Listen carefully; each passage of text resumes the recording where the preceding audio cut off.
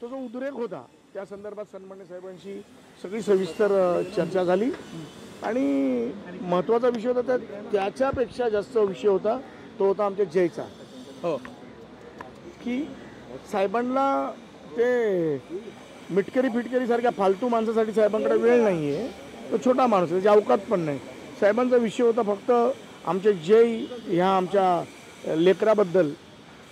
साहेबांना म्हणजे इतकं अतीव दुःख झालं होतं की हे कसं घडलं, घातपात आहे की काय आहे, ती सविस्तर चर्चा वगैरे सन्मान्य साहेबांबरोबर झाली आणि साहेबांनी काय इन्स्ट्रक्शन दिलेत त्यावरती आम्ही आता काम करणार आहोत. विजय मालोकरच्या मृत्यूपश्चात आता अमोल मिटकरी आरोप करतात की याला केवळ आणि केवळ कर्णबाळाकडे जबाबदारी.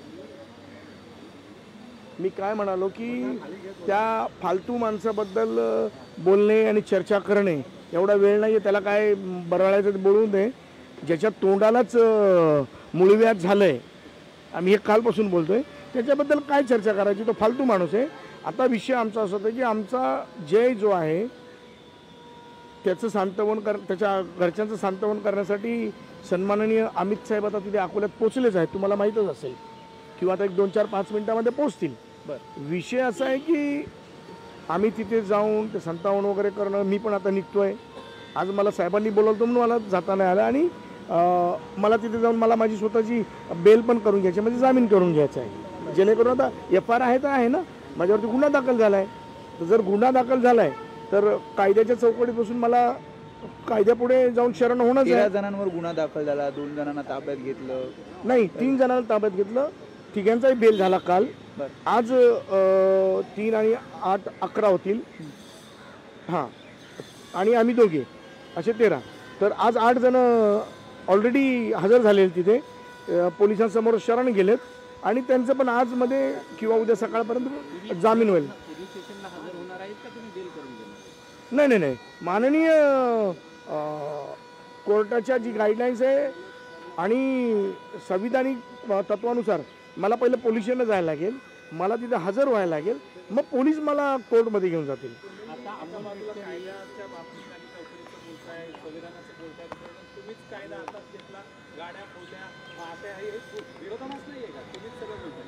तुम्ही क्लिप पाहिली आहे का मी कुठे आहे?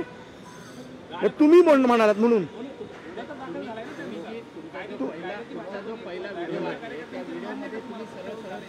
नाही कसं साहेब, सर सगळ्यात महत्त्वाची गोष्ट आहे की तुम्ही असं म्हणालात की तुम्हीच राडा केला आणि तुम्हीच आता संविधानाची भाषा बोलताय. तुम्ही संपूर्ण क्लिप पहा, मी कुठेही नाही आहे, मी प्रेसमध्ये होतो. बरं, पण त्याचं आणि मला आता समर्थन वगैरे तो विषय फार वेगळा आहे.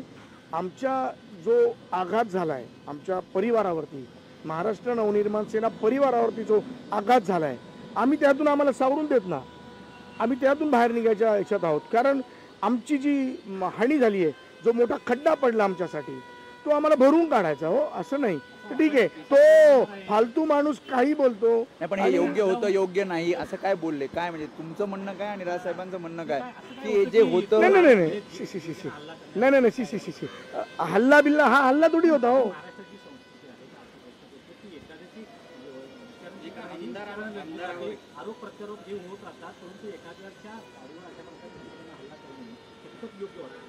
मॅडम पत्रकार मित्रांनो, तुमचे सगळे प्रश्न मला अवगत आहेत, मला माहिती आहेत, त्याची मी पूर्ण आदर करत.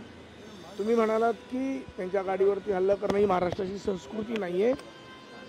ही फक्त क्रियेला प्रतिक्रिया होती, तो एक उद्रेक होता. मी प्रेस घेतो काय, त्याच्यामध्ये त्या बाबाची बॅड लक, तो येतो काय तिथे, ती क्रियेला प्रतिक्रिया होती. असं काय ठरवून नव्हतं. आम्ही तिथे आमचा प्रेस झाली, त्याच्यानंतर आमचा स्नेहभोजाचा कार्यक्रम होता आणि तेवढ्यामध्ये तो आला, ती त्याची बॅड लक.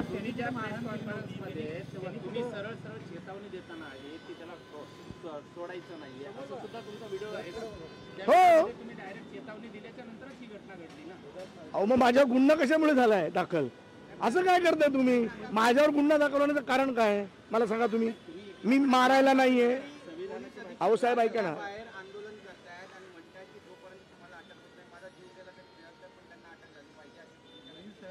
या मांडल्या त्या ठिकाणी. मला तुम्ही सांगा, एक वरच्या सभागृहातला आमदार, मला तुम्ही सांगा अकोल्यातले किती नागरिक त्याच्याबरोबर आहेत? तुम्हीच क्लिप बघा, तुम्हीच मला सांगा. अहो तिथली लोक सुद्धा नाहीत हो त्यांच्याबरोबर. माझी तर विनंती आहे अजितदादांना, दादा कृपया ज्याच्या तोंडाला बावासीर झाला, पाईल झालाय, मुळव्याध झालाय, तुमच्या पक्षाला हा माणूस डुबवणार आहे, कृपया तुम्ही खूप कष्ट करून पवार साहेबांसारख्या पितृतुल्य माणसाबरोबर आपण वैर घेऊन आपण पक्ष वेगळा केलात आणि अशा पक्षाला संपवायची या माणसाने सुपारी घेतली का असं मला आता वाटतंय. म्हणून कृपया दादा तुम्ही काळजी घ्या आणि या माणसाला त्याची जागा दाखवा. कारण तुम्ही आदेश देऊन सुद्धा अकोला जिल्ह्यातली किती लोक तिथे बसलेत ते पहा. परंतु आता आतमध्ये त्यांचा जीव जाईल असं पीठ म्हणतात अमोल मिटकरी. कसं आहे त्याला, देतात तुम्हाला नाही त्यांचं कसं आहे की त्याला पोलिसची प्रोटेक्शन वाढवून घ्यायचं आहे. त्याच्याबरोबर एक आपले पोलीसवाले साहेब होते. आता त्याला पाठीमागे पुढे ती गाडी वगैरे लागेल, YZ काय ते तुम्ही बोलता ना कॅटेगरी, ती त्याला करून घ्यायची आहे. काल त्याच्या घरी बघा ना किती मस्तपैकी पुरी SRPची एक पालटून उभी करून टाकली पोलिसांनी. तर हे स्वतःचं वलय वाढवण्यासाठी आहे. जो काही प्रकार घडला अकोल्यामध्ये त्यानंतर अनेक मनसेच्या नेत्यांकडून समर्थन दिलं गेलं की जे काय घडलं ते योग्य घडलं. राज ठाकरेंनी समर्थन दिले का? आतल्या बैठकीमध्ये त्यांनी तुम्हाला काय सांगितलं की जे काय घडलंय त्याला मी समर्थन देतो, तुम्ही योग्य केले का, ही त्यांची वाक्य होती का? सन्माननीय ताई, माननीय राज ठाकरे साहेबांनी माझ्याबरोबर जी चर्चा केली त्याच्यामध्ये फक्त साहेबांच्या इतके हळवे झाले होते. साहेब आमच्या जयसाठी, जय ह्या विषयावरतीच फक्त आमची चर्चा झाली आणि जय व्यतिरिक्त दुसरा काही विषय झाला नाही. माननीय अमित साहेब ऑलरेडी तिथे त्यांच्या परिवाराला भेटायला गेलेत. जयला कसे भेटू शकतात त्यांचा? नाही तुमचा प्रश्न थोडा चुकला ताई. अमित साहेब मला वाटतं की आता पोचले असतील अकोल्यात किंवा पोचतील आता. तर ऑलरेडी एक ठाकरे गेलेले नाही. ज्यावेळेस साहेब आता दौऱ्यावरती निघणारच आहेत 3 ऑगस्टपासून. आज बघा एवढा मोठा दिवस आहे आमचा वर्धापन दिन विद्यार्थी सेनेचा, एक सुद्धा कार्यक्रम नाही आज. आम्ही इतके हळवे होतो आणि आम्ही इतके आमच्या एक महाराष्ट्र सैनिकांशी आमची नाळ जुळलेली आहे. सगळे कार्यक्रम रद्द करून आम्ही जयच्या जे झाला प्रकार त्यांच्या परिवाराच्या दुःखामध्ये आहोत. नाही हो, फालतू माणसाबरोबर कुठे साहेब हो. मी ताई तुमचा प्रश्न ऐकला, तुम्ही उत्तर फालतू माणसाबद्दल बोलायला एवढा वेळ आहे का साहेबांकडे? छोट्या माणसाबद्दल थोडी आहे. आधी केवळ अमोल मिटकरी आरोप करत होते, आता त्यांच्या पक्षाचे प्रवक्ते उमेश पाटील हे देखील बोलतायत की राज ठाकरेंवर देखील गुन्हे दाखल झाले पाहिजे. त्यांच्या व्यतिरिक्त दुसरा बोललेला दाखवा. रुपाली पाटील बोलत ना की मर्दांनी घरात दाखवावं म्हणून कर्णबाळाने.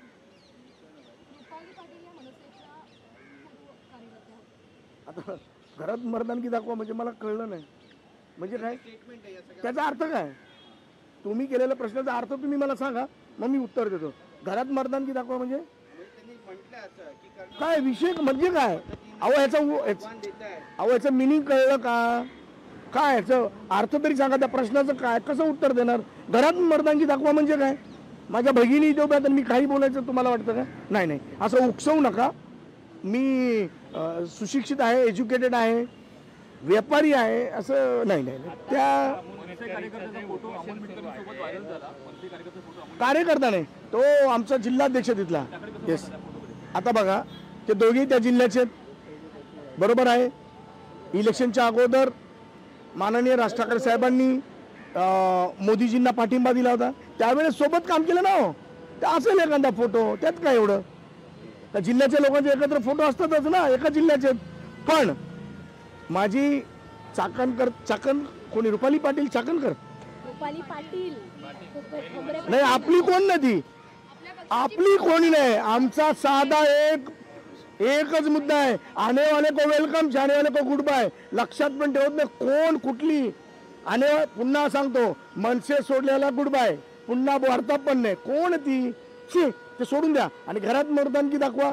आता हाच प्रश्न मी जर त्यांच्या नवऱ्याला विचारला तर चालेल का? पण ती आमची संस्कृती नाही, आम्ही चुकीचं बोलणार नाही. आणि पुन्हा सांगतो, आने वाले का वेलकम, जाने वाले को गुड बाय.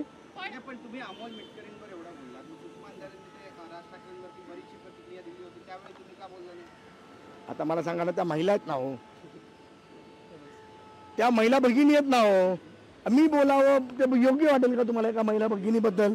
अच्छा, आम्ही बोललो की तुम्ही म्हणणार तुमची संस्कृती कुठे गेली, म्हणजे तुम्ही पण दोन्ही बाजूनी वाजवता की नाही? असंच नाही याचा अर्थ, बरोबर की नाही? एक महिला भगिनीबद्दल मी बोलावं हे योग्य का? तरी सुद्धा जर त्यांनी पातळी सोडली तर त्यांना सुद्धा सोडणार नाही. ठीक आहे, थँक्यू. धन्यवाद.